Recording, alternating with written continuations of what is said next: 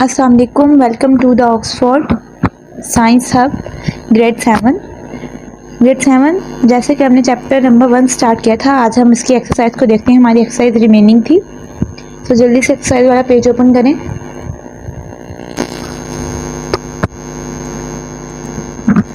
So page number 17 पे हमारे पास सबसे पहले एमसीक्यूज आ जाते हैं स्टूडेंट्स।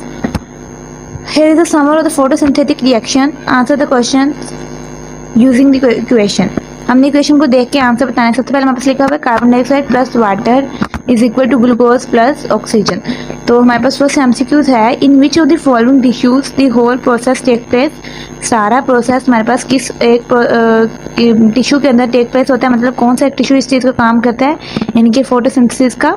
तो हमारे पास आते हैं वेस्कुलर टिश्यू, ठीक है। नेक्स्ट हमारे पास आ जाता है the distinction of the product glucose is in a mesophyll cells, D option. Which of the following process contribute to the accomplishing the reaction? ट्रांसफाइरेशन हमारे पास जो है वो रिएक्शन को अकॉम्प्लिश कराने के काम आता है, ठीक है। सेकेंड एमसीक्यूज हमारे पास क्या है, which you may notice that during the winter the soil around plant tends to be moist. Students have provided various explanation of this observation. In your view, which statement seems to be most fitting? हमारे पास जो इसमें आती है, जो statement बिल्कुल ठीक है, वो ये हमारे पास आती है, transpiration rate decrease due to the increase in temperature. ये हमने पढ़ा था कि ये हमारे पास इनवर्स रिलेशनशिप है, ठीक है। 4 एमसीक्यूज हमारे पास आते हैं, there was an excess of water in the eye and to eye. दोनों में हमारे पास जो है वो ए एंड डी ऑप्शन दोनों हमारे पास जो है इसमें आता है, two A and I V. दोनों जगह पे हमारे पास बहुत ज़्यादा वाटर होता है, एक्सेस ऑफ वाटर, ठीक है। Which structures of the plant transport sugar, इसमें हमारे पास आएगा फ्लोएम, ओके, क्योंकि फूड हमारे पास यहाँ बन रहे होते हैं, तो शुगर ये भी एक तरह से फूड का पार्ट है, ठीक है। नेक्स्ट हमारे पास आता है, which cells keeps the stems from breaking when. अब हमारे पास में आएगा C option, collenchyma and flexible, ठीक है, रीजन। नेक्स्ट हमारे पास आ जाता है, how does the sunlight helps the plant in making glucose. Answer with equation हमने बताया है किसी के सनलाइट हेल्प करिए प्लांट की, तो ये हम इसके आंसर जरा देख लेते हैं।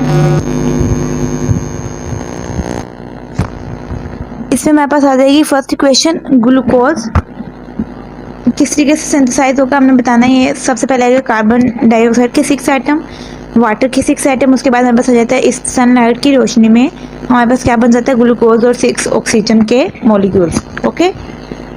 सेकंड क्वेश्चन में हमारे पास नाइट्रेट के बारे में पूछा हुआ है, नाइट्रेट्स का क्या फंक्शन है।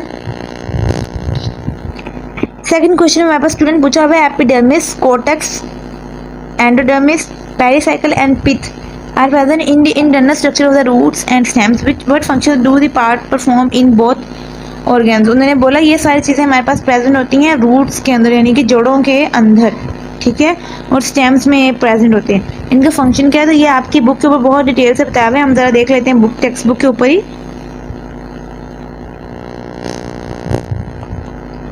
सो the function of cortex is hypodermis होता है, इसमें अंदर सिंथेसाइज फूड कराती है, ठीक है। एपिडर्मिस में बस क्या कराती है, सिंगल लेयर ऑफ सेल होती है with no internal cellular spaces, इसके अंदर कोई भी दरमियान में स्पेस नहीं होती, ठीक है। एंडोडर्मिस में बस कहाँ है स्टूडेंट्स, थर्ड बुलेट पॉइंट में लिखा हुआ है, एंडोडर्मिस सिंगल और 2 layers of the cells lack intracellular spaces, controls water movement to the inner parts of the root. उसके बाद हमारे पास है pericycle, single layer of cell provide support to the vascular bundle, ठीक है, ये हमारे पास सिंगल लेयर है और सपोर्ट प्रोवाइड करती है, ठीक है। एपिडर्मिस हमारे पास क्या करती है, cells have no intercellular spaces, ये भी हमारे पास लिखी हुई है। एक पिथ नहीं लिखी हुई बेटा, पिथ हमारे पास यहाँ पे मैंने खुद राइट कर दी है। स्टोर्ड फूड हमारे पास जो है वो क्या कहलाती है, पिथ कहलाती है, मतलब जहाँ पे हमारी चीज़ें स्टोर हुई हैं, ठीक है। So this is all about the function. So now move to the question number 3. What is the role of nitrates in plant? Plant के अंदर नाइट्रेट का क्या फंक्शन हमने ये बताना है। Plants absorb nitrates from the soil, पौधे जो है वो जज़ब करते हैं नाइट्रेट ज़मीन से, मिट्टी से। These nitrates are sources of nitrogen which is essential for building proteins, ये हमारे पास नाइट्रोजन से ही मिलकर बनती हैं नाइट्रेट्स, और ये हमारे पास क्या है, प्रोटीन बनाने के काम आते हैं, ठीक है। नेक्स्ट हमारे पास क्या क्वेश्चन है, how will the flowing condition affect the rate of transpiration, rainy season, cold winds, hot afternoon, हमने इनके बारे में बताना है।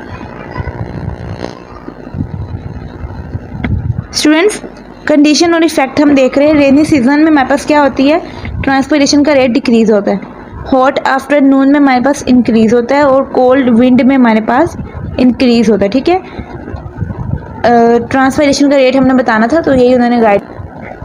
तो next question is here is the internal structure of the stem. Stem का अंदर वाला हिस्सा तने का उन्होंने बोला आपने लेबल करके बताने कौन सा पार्ट कौन सा है। ठीक है, तो फर्स्ट वाला हमारे पास जो है वो ये शो कराया जा रहा है। ठीक है, ये हमारे पास जो है वो फूड कंडक्टिंग रीजन है। सेकंड प्रोटेक्टिव कवरिंग हमारे पास कौन सी है, ये वाली बाहर वाली। स्टार्च शेड हमारे पास कौन सी है, स्टार्च शेड, ये हमारे पास आ जाएगी ये वाली। ठीक है, उसके बाद फूड स्टोरिंग सेल्स हमारे पास कौन से हैं, फूड स्टोरिंग सेल्स हमारे पास सेंटर में प्रेजेंट है। Now the question number C, the detail answer.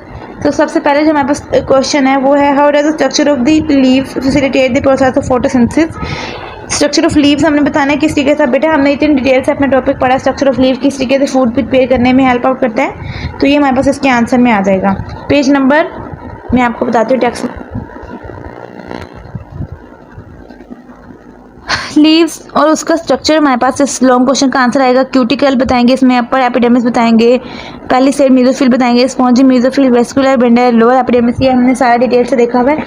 ये उन्होंने पूछा हुआ किस तरीके से स्ट्रक्चर ऑफ लीफ हमारे पास हेल्प करता है फूड प्रिपरेशन में। ठीक है, इसके साथ अगर हम इसको मज़ीद इंटरेस्टिंग बनाना चाहें तो हमारे पास ये जो पॉइंट्स हैं ना पेज नंबर 13 पे, ये भी हमारे पास स्ट्रक्चर ऑफ लीफ इसी क्वेश्चन को कवर करें। बेटा इसमें हमने सारे जितने भी ये डायग्राम बनी है ना, इसको ऐसे ड्रा करके तमाम पॉइंट्स को इसके कवर करना है। ठीक है, जैसे अब डायग्राम में मैंने क्या बताया सबसे पहले कि लीफ का क्या स्ट्रक्चर है। ठीक है, leaf holds the large surface to trap light and in thin so that light can penetrate. उसके बाद हम सेकंड वे में हम क्या बता रहे हैं कि ये थिक क्यूटिकल वे होते हैं जिसको हम क्या कहते हैं, इवेपोरेशन के काम आते। ठीक है, ये हमारे पास आगे ओपनिंग ऑफ स्टोमेटास उन्होंने बताया हुआ है। थर्ड पॉइंट में क्या बताया हुआ उन्होंने, किस तरीके से हमारे पास जो है फूड प्रिपेयर होती है। ठीक है, उसके बाद फोर्थ पॉइंट अगर हम देखें तो बोलते हैं closely packed arrangements of the palisade mesophylls prevents only the loss of diffusion carbon dioxide and the light energy. मतलब ये जो पैलिसेड मेसोफिल्स हैं ये हमारे पास कार्बन डाइऑक्साइड को ज़ाया होने से बचाते हैं। ठीक है, ख़त्म होने से बचाते हैं। ठीक है, नेक्स्ट हमारे पास 5 पॉइंट क्या लिखा हुआ है, गैसियस एक्सचेंज स्टोमेटास प्रेजेंट होते हैं। ठीक है, जो क्या करते हैं गैसेज वगैरह को एक्सचेंज कराते रहते हैं। ये जो हमारे पास डोर ओपनिंग से बनी हुई है हमारे पास स्टोमेटास है। 6 point the larger intercellular spaces among spongy mesophyll cells allow gaseous exchange.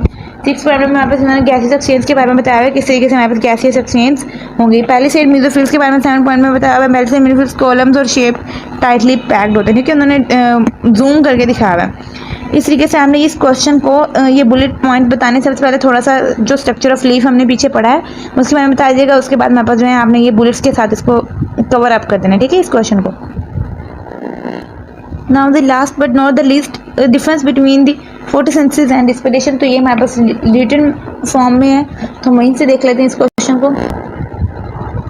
Photosynthesis and respiration. Photosynthesis क्या करता है, captures of energy from sunlight, ये सूरज की रोशनी कैप्चर करता है। Release of oxygen from food. Respiration क्या करती है, खाने में से ऑक्सीजन को रिलीज करती है। ठीक है, क्लोरोप्लास्ट इन प्लांट्स, माइटोकॉन्ड्रिया और लिविंग सेल्स। फोटोसिंथेसिस के अंदर हमारे पास क्या होता है, क्लोरोप्लास्ट होता है पौधों के अंदर। रिस्पिरेशन में माइटोकॉन्ड्रिया और लिविंग सेल होते हैं। ठीक है, मेन प्रोडक्ट हमारे पास यहाँ पे ग्लूकोज और ऑक्सीजन बनती है, यहाँ पे कार्बन डाइऑक्साइड और वाटर। ठीक है, दोनों का ये डिफरेंस है। takes in CO2 and release O2, मतलब कार्बन डाइऑक्साइड अंदर लेके जाते हैं और ऑक्सीजन को बाहर रिलीज करते हैं। टेक्स इन O2, ये हमारे पास ऑक्सीजन अंदर लेके जाते हैं, कार्बन डाइऑक्साइड रिलीज करते हैं। स्टोर एनर्जी ATP और रिलीज एनर्जी ATP, ये एनर्जी को स्टोर करते हैं और यही हमारे पास इसी एनर्जी को रिलीज करते हैं। ठीक है, so students this is all about chapter number 1 and exercise of the grade 7 the Oxford science hub. इंशाल्लाह आपको मेरा लेक्चर समझ आया होगा होपफुली। इसमें कोई क्यूरीज कोई क्वेश्चन है तो आप मुझे टेक्स्ट कर सकते हैं, इनबॉक्स कर सकते हैं। इसके अलावा इंशाल्लाह नेक्स्ट चैप्टर के साथ जल्द मुलाकात करते हैं। तब तक के लिए अल्लाह हाफिज़। मेरे चैनल को सब्सक्राइब कीजिएगा और मेरी वीडियोस को लाइक कीजिएगा। Thank you.